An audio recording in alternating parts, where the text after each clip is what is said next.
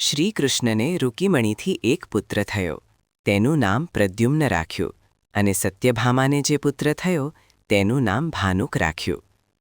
પ્રદ્યુમ્નનું તેના પૂર્વભવના વીરી ધૂમકેતુ દેવે જન્મતા જ હરણ કર્યું અને વૈતાઢ્ય પર્વત ઉપર ભૂતરમણ ઉદ્યાનમાં તેને એકલો મૂક્યો. તેવામાં ઉપરથી જતા કાલસંબર વિદ્યાધરનું વિમાન આકાશમાં અટક્યું.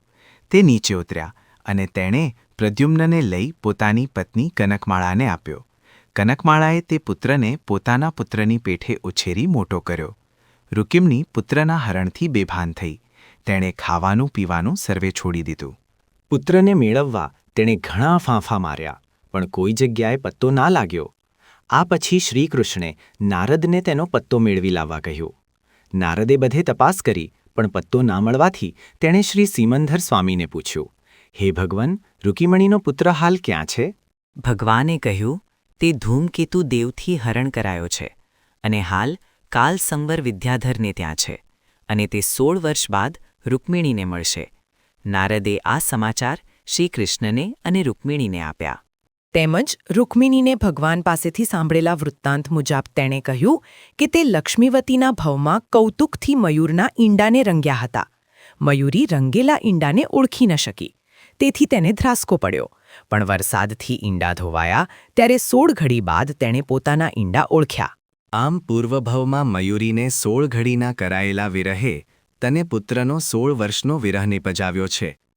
રૂકિમણી ત્યારબાદ પ્રભુભક્તિમાં લીન બની અને વિચારવા લાગી કે કુતૂહલથી કરેલું પાપ પણ સેંકડો ગણો વૃદ્ધિ પામી જીવ ન ભોગવે ત્યાં સુધી છૂટતું નથી. 16 વર્ષ બાદ ભાનુકના લગ્ન આરંભાયા. દ્વારિકામાં ચારે બાજુ આનંદ આનંદ વ્યાપી રહ્યો છે. માત્ર રૂકમિણીની આંખો આંસુથી ઉભરાઈ રહી છે. આંસુ સાથે તે બોલી ઉઠી, મારો પ્રદ્યુમ્ન પુત્ર હતો.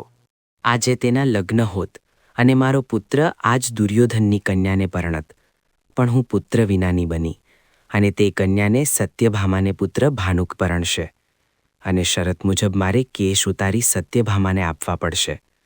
પુત્ર અને પતિવાળી છતાં હું શોભા વિનાની બનીશ.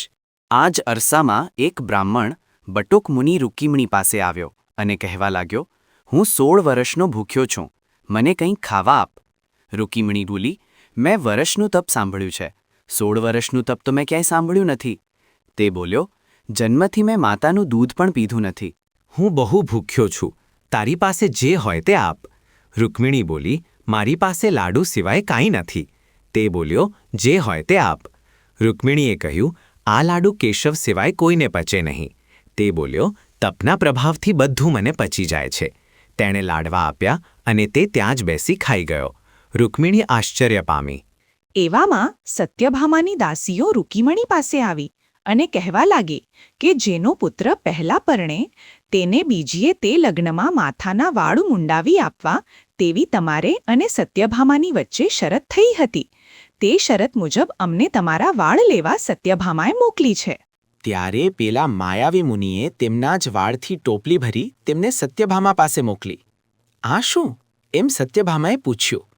તેવામાં દાસીઓએ કહ્યું, જેવા તમે તેવા અમે બન્યા છીએ. સત્યભામા માથા ઉપર હાથ મૂકે તો માથું વાળ વિનાનું જણાયું. તે કૃષ્ણ પાસે પહોંચી અને કહ્યું, મને રૂકમિણીના વાળ અપાવો અને તેને મુંડી કરો. કૃષ્ણે કહ્યું, તે તો મુંડી થતાં શું થશે? અત્યારે તો તું પોતે મુંડી થઈ છે. સત્યભામાએ હઠ લીધી. આથી બળદેવને સત્યભામા સાથે રૂકમિણીના વાળ લેવા મોકલ્યા. સત્યભામા અને બલદેવ રૂકિમણીના આવાસે પહોંચ્યા તો ત્યાં કૃષ્ણને દેખ્યા. આથી લજ્જા પામી ફરી બંને પાછા આવ્યા અને કહેવા લાગ્યા કે અમને ત્યાં મોકલ્યો છે અને પાછા તમે જાતે ત્યાં જઈ ઊભા રહો છો. આમ શા માટે પજવો છો? કૃષ્ણે સોગંદપૂર્વક કહ્યું, હું ક્યાંય ગયો નથી. કાં તો તમને ભ્રમ થયો છે કે કાંતા કોઈએ માયા કરી છે. આ તરફ સત્યભામા અને બલદેવ પાછા ફર્યા એટલે નારદે રૂકિમણીને કહ્યું, આ બ્રાહ્મણ બટુક નથી, પણ તારો પુત્ર પ્રદ્યુમ્ન છે. તેને મેં ભાનુકના લગ્નના સમાચાર આપ્યા અને તારું દુઃખ જણાવ્યું, તેથી તે અહીં અવસરે આવી પહોંચ્યો છે. આજે ભાનુક વેરે પરણાવવાની કન્યા તેણે હરી લીધી છે. બગીચો ફલરહિત કર્યો છે. ઘાસની દુકાનો ઘાસ વિનાની બનાવી છે. જળાશયો કાણી વિનાના બનાવ્યા છે અને તેનું બધું ભોજન બ્રાહ્મણ બની જાતે ઝપટ કરી ગયો છે. તેવામાં મૂળ સ્વરૂપે પ્રદ્યુમ્ન માતા આગળ નમન કરી ઊભો વહ્યો. માતાએ અશ્રુજળ વરસાવ્યા, શેર ઉપર ચુંબન કર્યું અને 16 વર્ષનો પુત્ર વિરહ સમાવ્યો. પ્રદ્યુમ્ને માતાને કહ્યું, હું બાપને ચમત્કાર ન દેખાડું ત્યાં સુધી તું મને પ્રગટ કરીશ નહીં. તરત જ તેણે રૂકીમણીને રથમાં બેસાડી નગર વચ્ચે બૂમ પાડી કહ્યું, હે રામ, હે કૃષ્ણ અને હે યાદવો, તમારામાં તાકાત હોય તો આ રૂકમિણીને પાછી લેવા આવજો. તૂર્ત શાર્ક ધનુષ્ય સહિત કૃષ્ણ પાછળ દોડ્યા અને તેમની વારે તેમનું સૈન્ય પડાવ્યું. યુદ્ધ થયું. પ્રદ્યુમ્ને કૃષ્ણને શસ્ત્રરહિત કર્યા, છતાં કૃષ્ણની જમણી આંખ ફરકતી રહી. આથી કૃષ્ણે બલભદ્રને કહ્યું, ભાઈ, શસ્ત્રરહિત બન્યો છું, લશ્કર ભાગવા માંડ્યું છે, છતાં આવા અનિષ્ટ પ્રસંગે મારું જમણું નેત્ર કેમ ફરકે છે? તેવામાં નારદ વચ્ચે આવી બોલી ઉઠ્યા, હે કૃષ્ણ, આ નથી કોઈ દેવ કે નથી કોઈ વિદ્યાધર, આ તો છે તમારો પુત્ર પ્રદ્યુમ્ન. તેણે તમને બતાવ્યું કે બાપ કરતાં બેટા સવાયા. કૃષ્ણ ભેટી પડ્યા. પ્રદ્યુમ્ન નમી પડ્યો. નગરમાં લગ્નના ઓચ્છવને બદલે પ્રદ્યુમ્નનો પ્રવેશ મહોત્સવ ઉજવાયો. દુર્યોધન કૃષ્ણની સભામાં ઊભો થયો અને કહેવા લાગ્યો કે હે સ્વામી, મારી અને તમારી બંનેની લાજ જાય છે. લગ્નના મોકાસર મારી પુત્રી અને તમારી પુત્રવધૂને કોઈ હરી ગયું. કૃષ્ણ કહ્યું, હું શું કરું? પ્રદ્યુમ્નનો 16 વર્ષ મેં વિરહ સહન કર્યો છે ને, હું થોડો સર્વજ્ઞ છું. તુર્ત પ્રદ્યુમ્ને કહ્યું, આપ આજ્ઞા ફરમાવો તો દુર્યોધનની પુત્રીને હું પ્રજ્ઞપ્તિ વિદ્યાથી તુર્ત લઈ આવો. એમ બોલી કન્યાને હાજર કરી. ત્યાં નારદ બોલ્યા, જેને વેરે એને વરાવી હતી, તે આ પ્રદ્યુમ્ને જ ભીલનું રૂપ કરી કન્યાનું હરણ કર્યું હતું અને તેણે જ યાદવ અને કૌરવ લશ્કરને પાણી ઉતરાવ્યું. દુર્યોધન અને કૃષ્ણે ધામધૂમથી પ્રદ્યુમ્ન સાથે લગ્ન કર્યા.